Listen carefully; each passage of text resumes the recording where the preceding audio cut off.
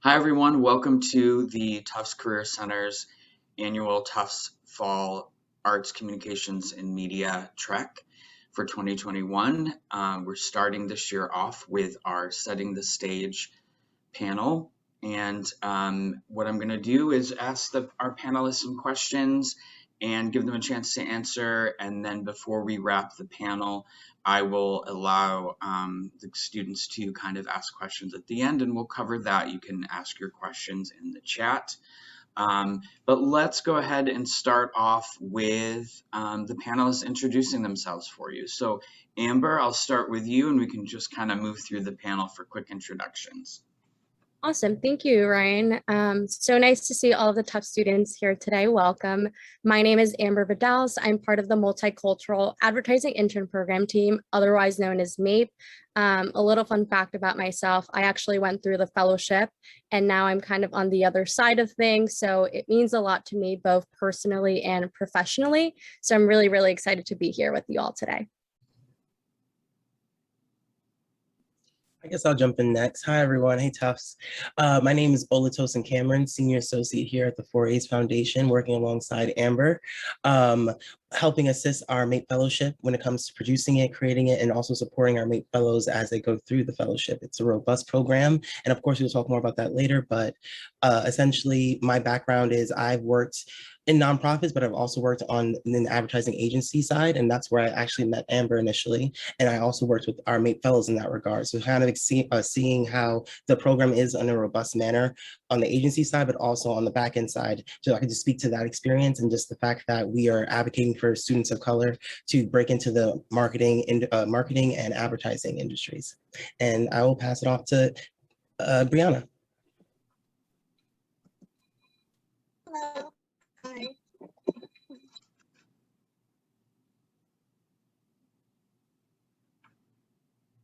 All right, hi, there we go. I think we got it. Hi, I'm Brianna Demerson. I graduated from Tufts in 2013 with American Studies, major institutions and power in the US concentration, and CMS minor. I was recently at Condé Nast, so my background's in journalism and media, so from NBC to ABC News. I was recently at Condé Nast leading the social media and audience development strategy for titles like GQ, Vogue, Glamour magazines, and I just started a few weeks ago at Instagram, where I'm product marketing manager on the Instagram Reels team and also Instagram Stories. So that's me. And I will pass it to, I'll pass it to Kate. Oh, hi everyone. My name is Kate Retstad. I'm the Assistant Director of Employer Relations. I'll be monitoring the chat during this panel. So if you have any questions, feel free to put them in there and we'll get them to our panelists at the end. And I'll pass it over to Christian. Thanks, Kate. Hey everyone, my name is Christian Navarro. I am head of marketing for a platform called Creatively. We're a job platform for creatives. We're about 18 months old, but we're 200,000 creatives strong and 1,500 brands strong. What we're most excited about is to be able to connect creatives with the jobs that'll help them live their wildest and boldest creative ambitions. And one piece of that is a program that I manage called Impact. It's a partnership with CFDA. And is all about bringing creative opportunities to Black and Brown creatives in the fashion industry. Personally, I came primarily from the creative agency side.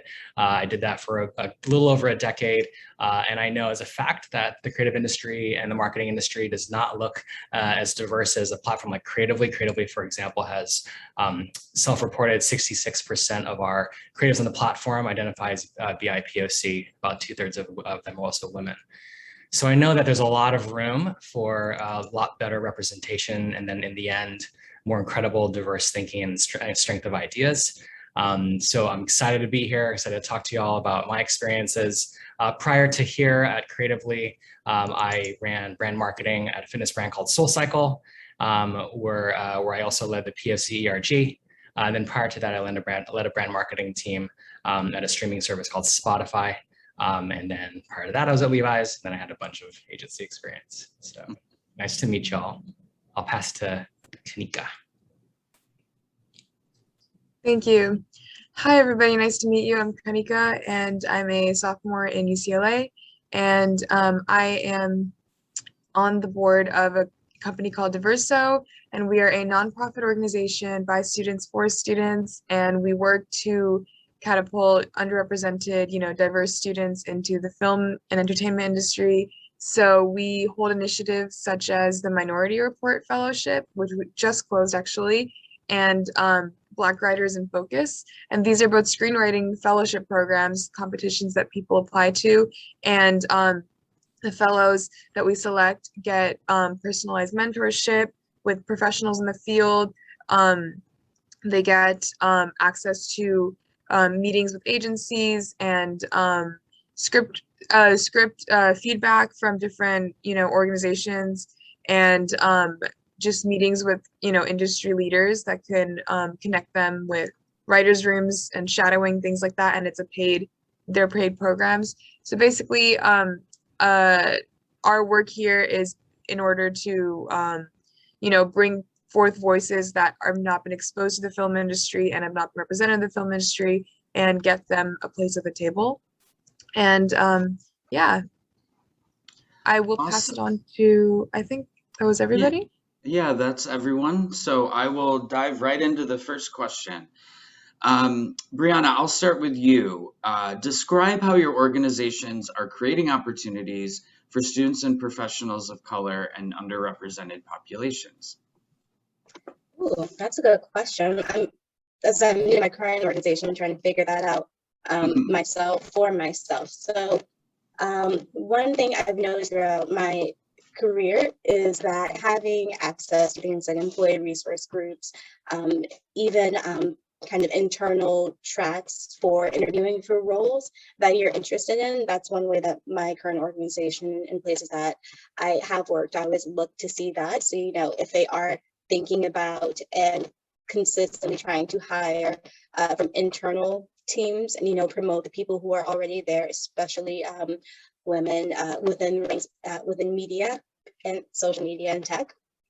So I think that kind of those internal pipelines are what I look towards, because if that doesn't exist, it can be very hard to be able to scale that sort of opportunity, getting environment if it's not already baked into where you're working. So at least something at Instagram and Facebook that I've noticed is having a consistent resume reviews, resume critiques, meetings with hiring managers on different teams, just to kind of demystify what it looks like to aim for something more, or to try to make those kind of lateral moves or kind of more horizontal moves.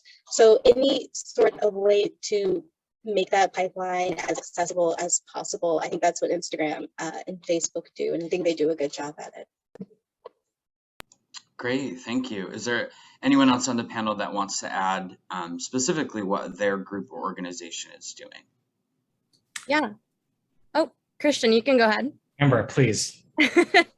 Okay, well, it's an easy question for us, really, because MAIP has been doing this since 1973. So they've been doing this for over 48 years now, right? And that's exactly why I came to the team, because I saw the impact personally going through the program myself. And so MAIP as a whole has always been really intentional about making sure that there is some diversity in the industry. As Christian was saying earlier, that's unfortunately not what we see when we actually go into these advertising agencies, right? So MAIP is kind of a bubble, to be honest. At least that's what it felt for me, because I was surrounded by so many great people of color, students of color, who had similar dreams to mine. And so when I went in to the industry as a full-time employee, not seeing that was kind of a cultural shock for me. And it's kind of what brought me here, right? But overall, as a whole, so we're actually, we were started by the 4As. For anyone who doesn't know what the 4As is, it's a trade association for the advertising industry. It's short for the American Association of Advertising Agencies. We're now actually under their nonprofit arm, which is the 4As Foundation. The 4As Foundation as a whole does a lot of other things beyond MAIP to make sure that diversity is at the forefront of everything that we do. So for example, last year we launched the Vanguard program. It's specifically for Black employees within organizations, and it's a year-long program that focuses on sponsorship, mentorship, coaching and making sure that organizations are ensuring that organizational change is actually happening. So those are definitely, MAIP, Vanguard, among other things, are at the forefront of the nonprofit that we're part of. And I think that's really awesome to see, because obviously we can't just, you know, make sure that we're changing entry-level talent and ensuring that entry-level talent is entering this space. We also have to make sure that there's promotion happening throughout, right? Once you reach that, hopefully mid-level career, and making sure that the future leaders are people who look like us as well. So yeah, I'm really fortunate because I feel like it's an easy question for us because we've been around for so long, but I know that there are other organizations out there who are trying to, you know, make sure that they're catching on, and that's great to see as well. Yeah, I totally agree with that. And creatively, I sort of mentioned this at the top, you know, we're 100% obviously dedicated to creating opportunity for creatives from diverse backgrounds.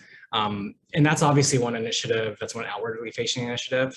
As a marketing practitioner who's been sort of building campaigns, not just for the brand I work for, but, you know, my previous gigs at Soul and at Spotify, I think there's also, you know, it's also important to practice diversity when you're building campaigns and building marketing programs. That's everything from, that's not just who is in front of the camera, it's who's behind the camera, it's the crew, it's the editorial staff. And I think those sort of approaches will start to sort of pull and bring together more diverse people to create great things and great pieces of communication and advertising. So I think it's super important to even think about on both of those levels. I think one thing I will say, and it's sort of tangentially answering the question, I think, is it's a lot about the corporate culture, right, where you're in. A lot of everything like what Brianna talked about around like being able to sort of give pathways for people to grow, for people to have bigger, more opportunities cross-functionally. It starts with an organization that is aware of that as a thing and focuses on it. And so I know when I'm looking at brands, it's something I actually look into. It's important to me because, you know, as you're going in, or as if you're working with them as a partner, that this is something that's at the forefront for them and they're actively working on it. So that's like what I wanted to say about that. Okay. If no one wants to add, we can go on to the next question. Oh, I can add really quick. I kind of already talked about what Diverso does to, you know, help with this initiative, but I think that I would definitely like to, you know, second what everybody else was saying about how, you know, the workplaces that they've encountered, you can clearly see when they're trying to make their diversity more than performative, and it's actually systemic on every single level, behind the screen as well as in front of the screen. And I think that Diverso is really helping with this because they help with specifically screenwriters to break into the field, and they focus on communities that haven't really had a chance to be exposed to the field and haven't had the resources to really like explore this, you know, like this film is very it's not a very traditional field, and so the students of color who haven't had the chance to have the resources to be connected to it, I think Diverso really focuses on those colleges and those communities and makes sure that the people who are in charge of these initiatives of the screenwriting fellowships are also people of color, people who've experienced this, people who have had you know, experiences working in experiences as diverse students, you know, paving the way for other people. And yeah, that's pretty much all I wanted to say, but I think that it's definitely clear to see when an organization is trying at all levels to make it diverse rather than just at the forefront. Definitely. Thank you, Kanika. Christian, I'm going to have you take the next question to start. Can you describe how you personally have made connections, started dialogues, and created opportunities when you felt like they did not exist? So maybe company culture-wise, some things were moving, but you saw areas where you could make a change or help, you know, kind of get that change started. Yeah, it's a good question. You know, it's good. It's interesting because every organization is different. I found myself at a prior employer not feeling like the sort of the diversity of thinking, the diversity of hiring, the diversity of how we operate and do business wasn't quite being focused on. If I'm being truly candid, it involved a lot of like, this is pre-COVID, so like hallway conversations with leaders around what can we do? Who can I involve? Who on your team has come to you about this and talked to you about this as a problem that needs solving? And from there, it's starting to now build like, not a coalition, but like a group of people across the organization, because it can't just be one part of an organization. It can't just be marketing. It can't just be retail. It can't just be operations. And I think it's important just to have open conversations with your peers and your other leaders around you, around what you're seeing in the organization. Because if they're communicating with their teams and their teams are communicating with them enough, they are also hearing that from their team. And so it sort of started with having these conversations across the organization, seeing where people felt the same way, and then actually bringing them all together. Then that starts to feel like this is a community of people trying to make pretty big change in an organization that they feel like needs it. That way it's not just, your personal initiative, it becomes many personal initiatives, and that's a million times stronger than one, especially at organizations where the work needs to be done. So another thing I sort of took away from that is that methodology of finding the people, finding your allies in the organization kept you accountable too. That was a huge part about, strength and accountability, I think, is a huge thing for me. And being aligned around a common purpose and aligned around a vision, and bringing those people together was how we did it, and how we started those conversations, and how we started to get the attention of like the leadership team. So that is how I have done it in my personal career. It's all about sort of like with anything, it's all about the personal connection first, and finding people with a common belief, common interest, common mission, who see the commonality of what the solution could look like, and then working together to do that. Wonderful, thank you. Anyone want to add to that particular question? I would add, that was a great point, Christian. I love what you said about kind of that coalition building.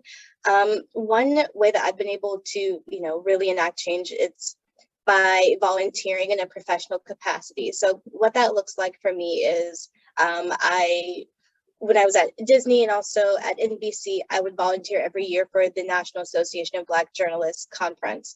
And, it was in different cities, one year Vegas, one year, I think, Orlando and New Orleans, but often attached to, those large scale recruiting events, there's a lot of HR dollars. And it's just a good way to be able to be part of the decision-making process, because at large conventions like that, they still happen online, being able to identify students, applicants who are from historically Black colleges and universities like Fisk University in the South, which I know, but, a hiring manager sees that name. It's not a school that, rings a bell, so they may pass over that resume. So kind of by being willing and open to using my network and the information that I know around people in this field who come from diverse backgrounds and who, have the same caliber or quality of experience, education, internship, etc.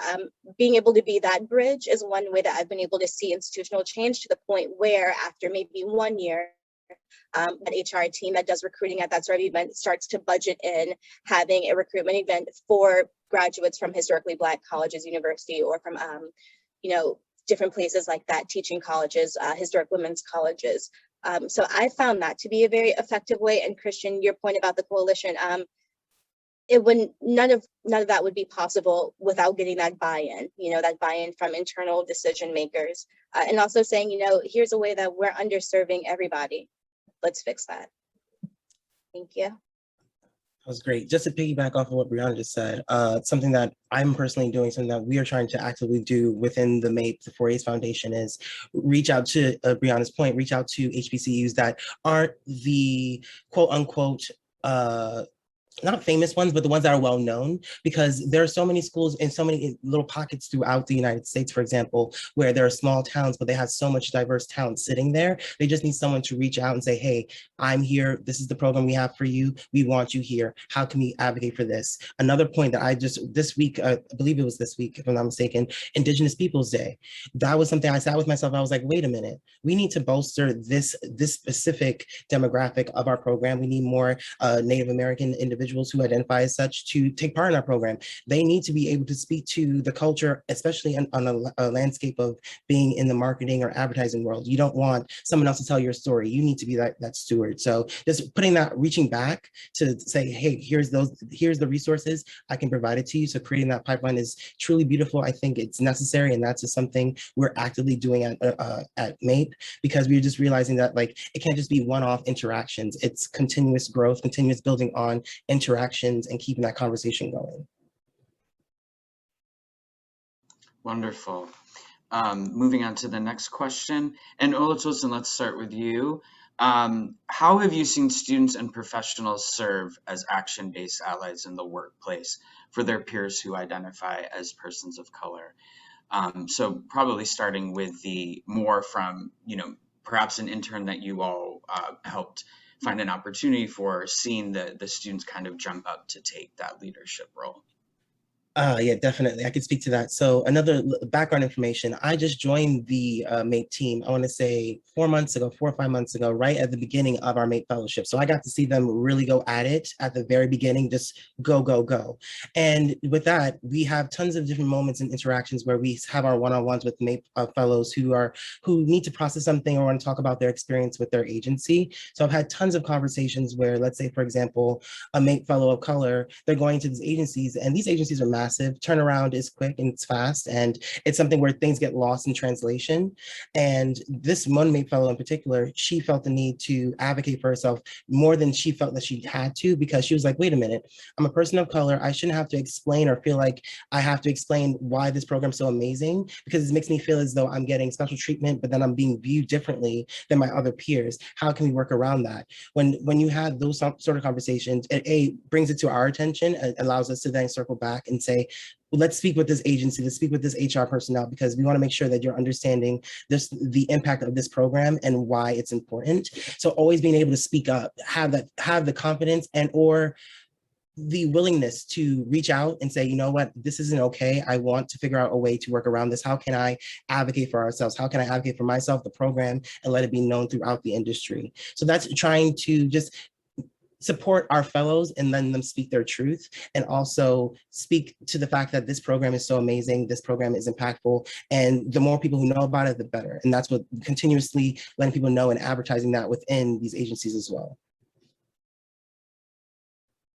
And then Kanika, did you want to add to that, perhaps within the Diverso group, students that you've seen, the different, since it's an organization of different students from different schools, maybe even some initiatives or examples or stories that you might have?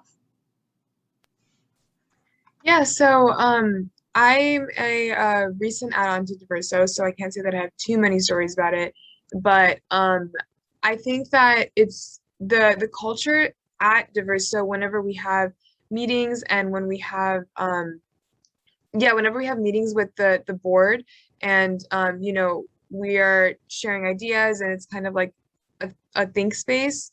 I've noticed that everybody is really given a lot of value. Everybody's worth is very apparent, and everybody is it's a very big deal in order to let everybody spread their ideas.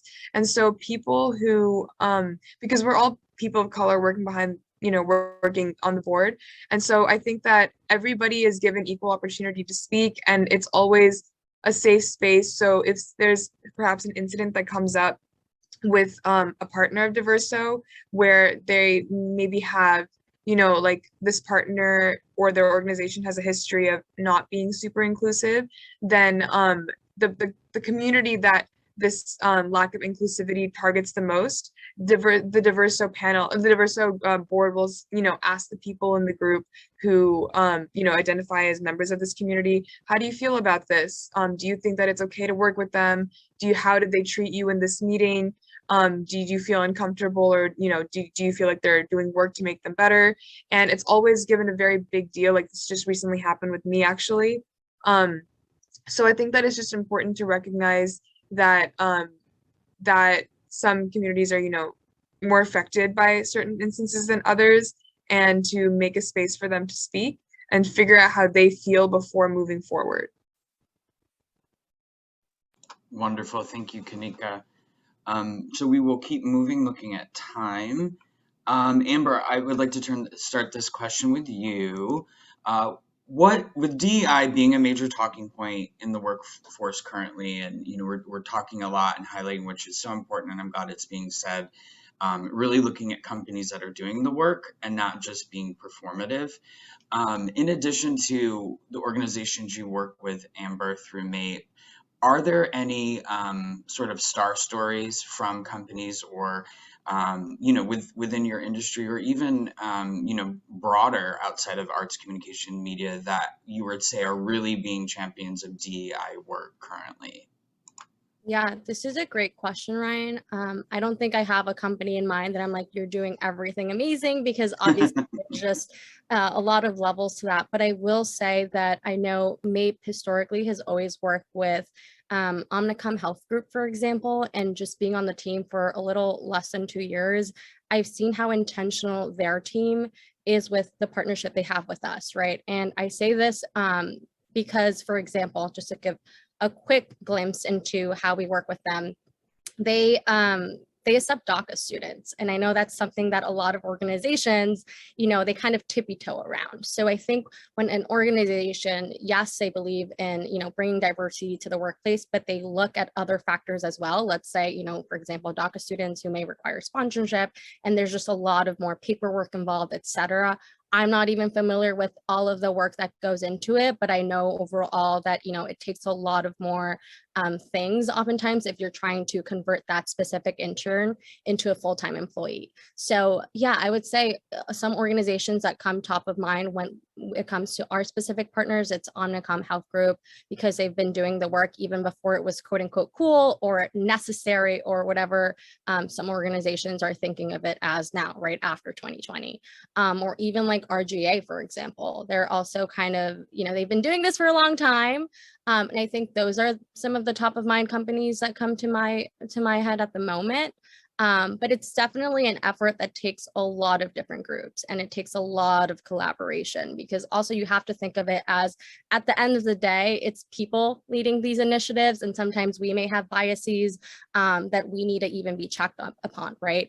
Absolutely. And teams are constantly changing. I know, Christian, for example, you've probably seen this in the advertising industry. People leave a lot of time, often trying to pursue other roles that are going to help their career growth. So at the end of the day, you do have to think of, it's people leading all of this.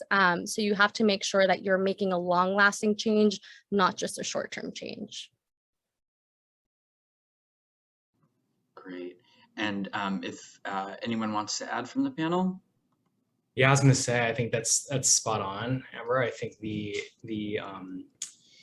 organizations are doing it. First of all, I'll say, you can't really say who's doing it right. We're not inside a lot of these organizations. And a lot of it is driven, again, by the culture of the organization, the leadership, what their point of view and diversity is, because they will help enact these things. But I think the good organizations are the ones that one, know the work is never done. Two, they actively help everyone at every level to do the work. So I'm talking about training, inclusivity training. Inclusive language training, that stuff matters. And so the organizations that take that level of detail, I think, are the ones that are being most successful. But I think at the end, it really comes down to the culture and the leadership and the principles of how an organization were founded, because those are the organizations I feel like are the ones that are a lot more nimble, a lot more open to the conversation, will build it into the DNA of the core employee experience. From the moment someone reaches out to you to recruit you, to the moment you get hired, to the moment you're onboarded, to the moment you're promoted. And so those are the organizations I feel like are doing it the best. Couldn't really name any names because I don't want to speak on behalf, because you never really know what's reported versus what's real, frankly. But as far as my personal experience, it's the ones that are really have their arms wrapped around initiatives like these are the ones that first, again, understand the work is never done, but will continue to put in the work because they know it's important, not just for the culture of the company, but for the actually overall business. Definitely. Thank you. All right. So there were some really great mentions in our conversation today about different resources or professional associations. And in the Career Center, I'm always all the advisors are trying to engage students with, I tell them there is a professional association no matter what your role is in the workforce. So finding those contacts and mentors and allies and peers in those work situations and different organizations can really help you make a difference and chart a path for yourself. Are there any within arts, communications, media in your areas, any professional associations that come top of mind that students here today should definitely be thinking about? I have some really quickly.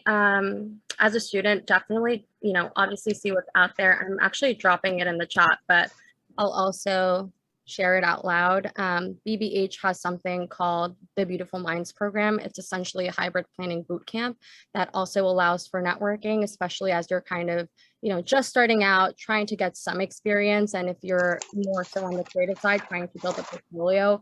Other programs that come to mind, it's something called Women Who Create. It was actually started by a MAIP alum. It's specifically for women of color who are in any creative industry. And they basically help provide mentorship, right? That one-on-one relationship building as you're navigating your career early on. Another one, maybe some of you have already heard of it, but it's called We Are Next. They're amazing at also providing, connection. I think they have during COVID, they had something called Coffee at a Distance, where they're pairing you with an industry professional and, trying to kind of bridge that relationship as well. So if you haven't heard of any of these, highly, highly encourage you to look into it.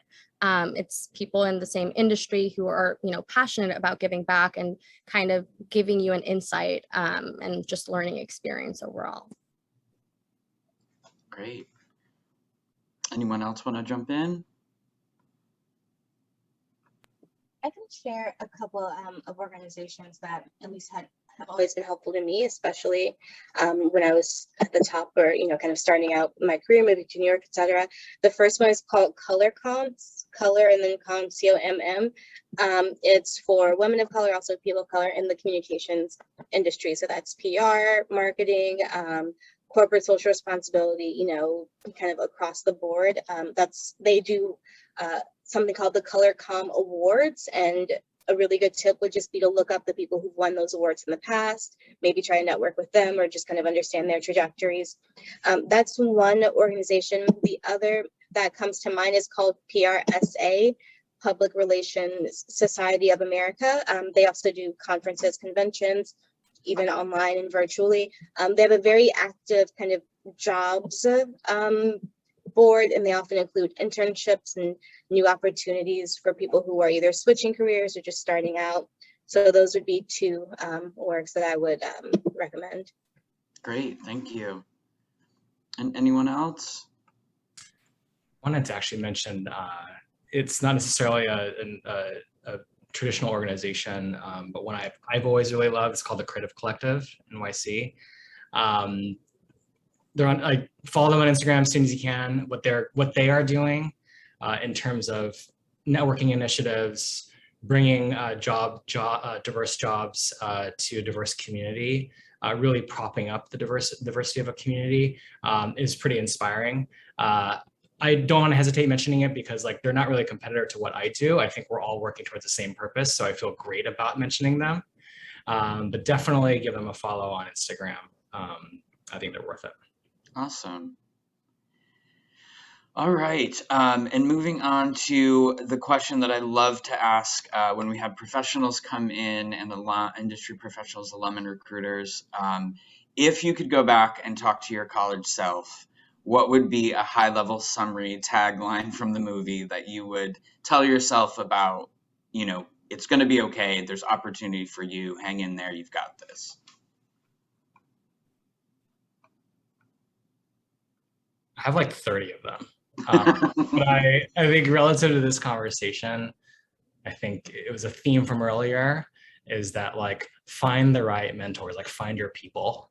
They will 100%, and at every level, right? Not just your colleagues, not just the folks who might be even reporting into you, but the people above you. Like mentorships and menteeships exists for a reason. I truly believe a lot of the opportunity, the strength for the conversations I've had to have, of course, over the course of my career came from those types of relationships. And that's up and down. I've been inspired by people that are very early on in the career, and I'm all here for it. So find your people, keep your people close, and never forget about them. That's the important part too. I guess I could say like my line would be like, life's like a box of chocolates. You never know which one you're going to get, in the sense of like, you know, I'm looking back now, especially as I'm working with these students who are like juniors, seniors, like 2021. And I'm just thinking back, you know, I wish if I was back as a college student, I wish I did the work and develop my network a bit stronger even back then, because I feel like having that strong your network is your net worth, and trying to just be mindful of that is super important. And though I've had other experiences that have granted me different connections with different people, I always look back like, I wonder if. So to that point, with you all still in college right now, please take the time to just think back, you know, what other areas do I want to expose myself to? Who could I possibly talk to get that insight? It never hurts to just reach out and just like say, knock, knock, who's there? I'm going to talk to you and see what happens. And all the worst you can get is a no, but even that's not that bad either. So yeah, that's pretty much it. I would also say something that I heard someone use recently: get comfortable with being uncomfortable. I think, you know, for example, I'll speak for myself. When I was an undergrad, I was really, really scared about reaching out to people. And then you kind of lose sight of the fact that they were once students too. So whatever that means for you, whatever it is that you're trying to get over, that was kind of college Amber, right?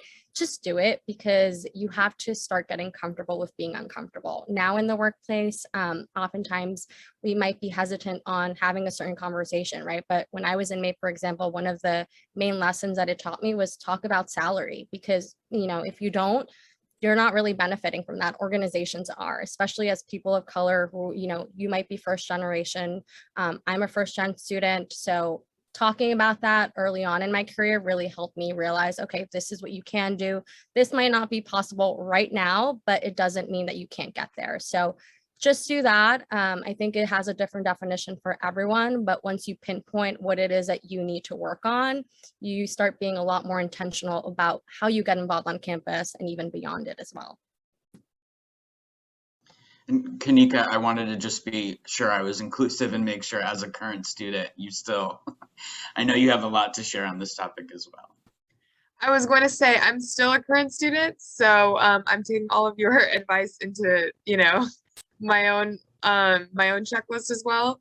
But I would say that even so far from what I've seen, I think it's really important, like everybody was saying, you know, be comfortable with being uncomfortable, and also just to never underestimate yourself and be comfortable with reaching out to people that you would never expect, people that you might think, oh, they're just not going to listen to me, they won't want to hear what I have to say. But you know, be confident that what you have to say matters, and people really do want to help if you give them a chance to.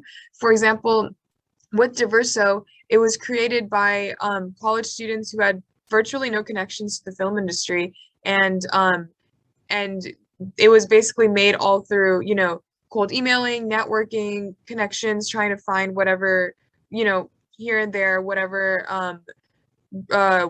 people that would, you know, offer. Once you ask for help, the people that, you know, want to help, they'll help you get connected with other people, which is super important for any, you know, marketing, entertainment, networking field.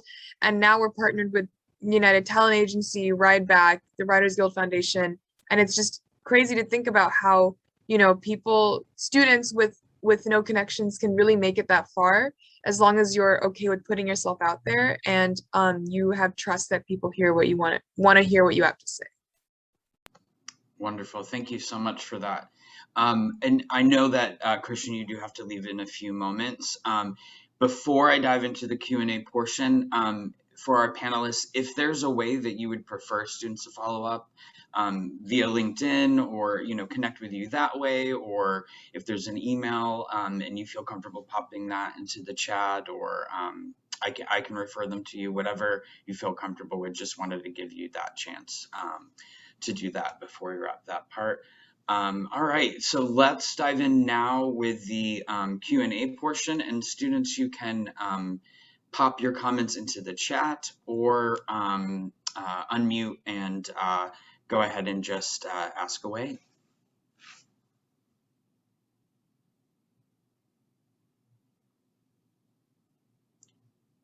Definitely take their notes to heart. Don't be shy.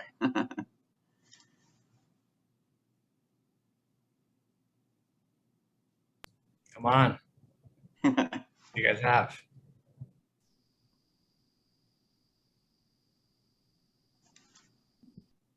Hi, I'm Molly. Thank you everyone for being here. This is very informative. Christian, I just have a quick question for you. Could you explain like an everyday like work day for you, like what that, because I know you mentioned brand marketing. I'm just curious because I'm very Of course. Thank you. I'll put it through the lens of this particular context too. So I currently at Creatively, I lead a team of 4 incredibly talented marketers across different pieces of our business. One is obviously social and organic media. We've got an associate. I've got a performance marketer, as well as a talent person. And so with respect to what I do, obviously Creatively is a platform for creatives. And so we actually have to have a dedicated marketing person, like a creator marketing person,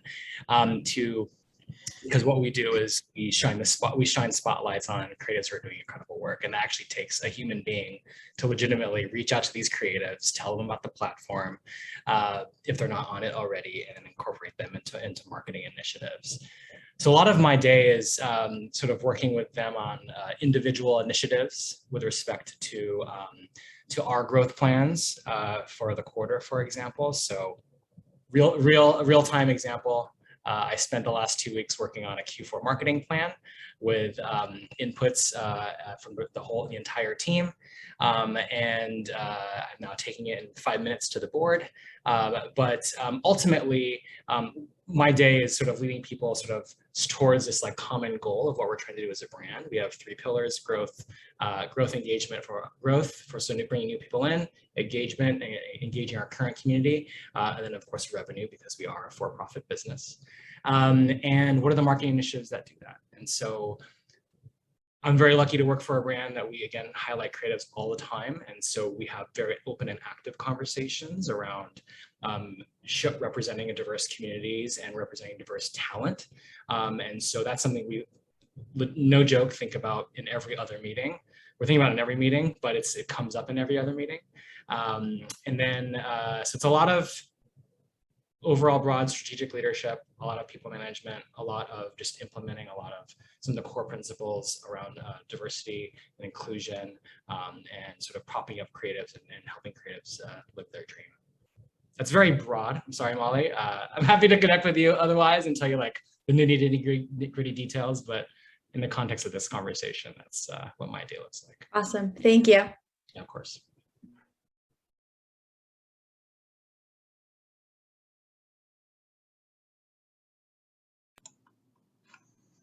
Any other questions? Don't waste this 10 minutes to engage with our professionals for sure. I have a quick question. Hi, everyone.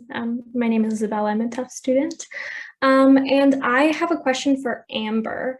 I am also interested in the advertising industry, but have heard about how grueling some of the entry-level jobs are. And I'm curious, like, how you survived that, if you have tips, if there are red flags to look out for when I'm applying to jobs. Anything and everything is so helpful.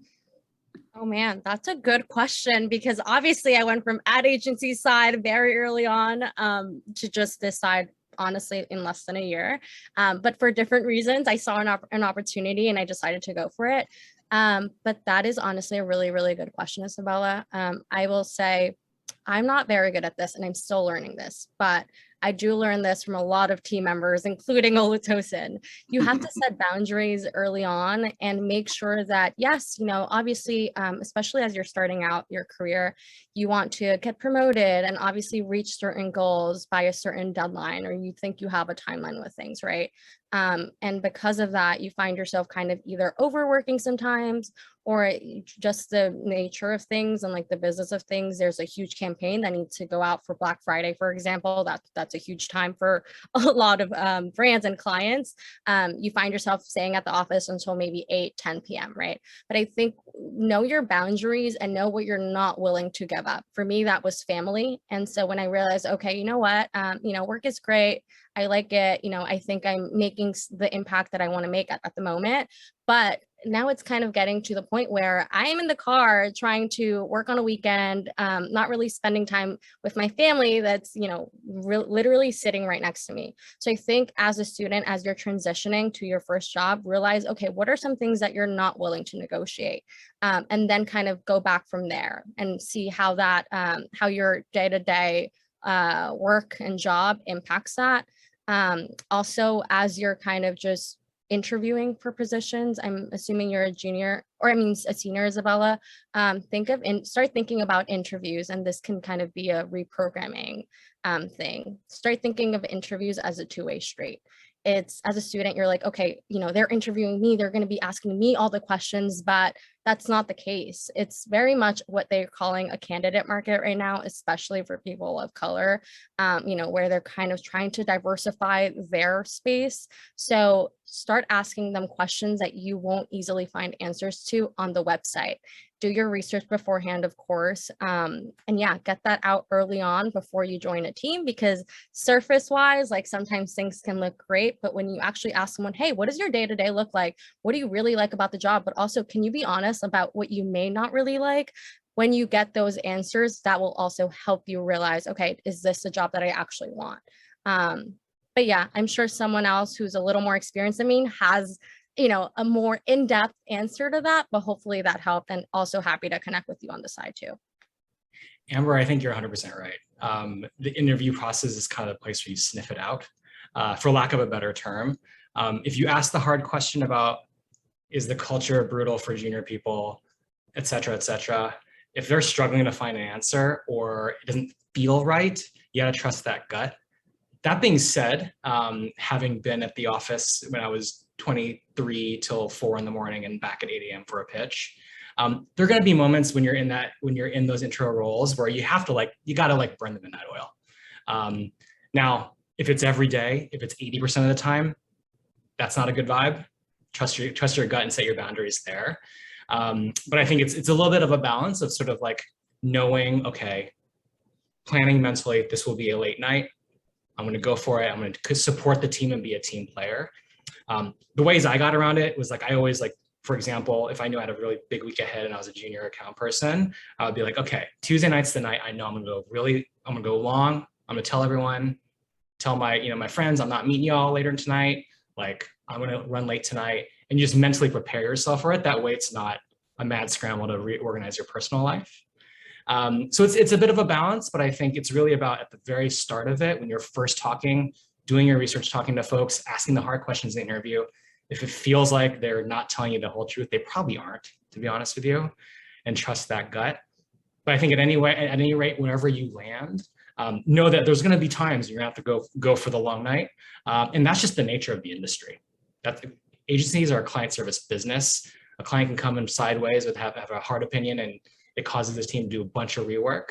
But that's the nature of the industry. And those are experiences for me as a professional, all things aside, have been great, because I've been able to sort of take it, figure out what to do, triage, get the teams going, execute it, and move on. That's important value.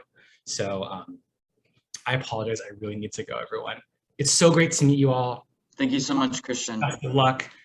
My contact info is in the chat. Hit me up, okay? Thank you, everyone. All right, and so we are pretty close to time. I did see one last question come up in the chat that we probably have a quick minute to go over, and that question is, are there any learning resources you would recommend for students who want to pursue a marketing advertising career. So Alice, I'm thinking you're talking about kind of beyond the classroom, online tutorials or professional development resources beyond that. Is there anything on that tip that you all might be able to offer?